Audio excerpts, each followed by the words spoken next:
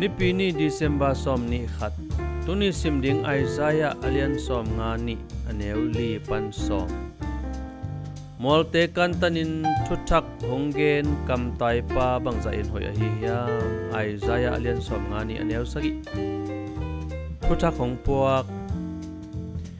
Ecuador mission kapai layun lo thang bota mi khat kia nga thungen komin kavanai pheu hi Spring pau ka thei sun to hun tom ve sung lai siang tho ki kup ding ka gen pi ana sep kholin ka te chepan nau hong ngai sakhi tole kalom te khatin mang pau to lai siang tho aging takinong sim hi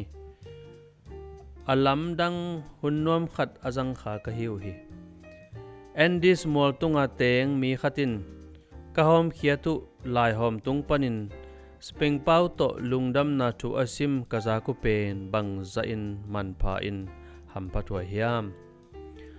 tua mol tung tenga pain lai siang tho simin mi te to Christu ka gen komun Jesu le anung zuiten Israel gam mol gwam te a pasian thu atang ko na ka ngai sun khai Isaiah som nga ni aneu sagia thu hoi ong Puak kilem na thu again zak thu hoi thu pa ahong Puak hot khian na thu again zak Zion tunga na pasianin ukhi chi in molte kantanin thu honggen kamtai pa bangzahin hoih hiam na chi hi kam sang panbel saltang pasian mi Israel te hongcha ki khun again khol na hi a tuhunin zong Jesu Thuthak itang ko na khem pe ahuam a hi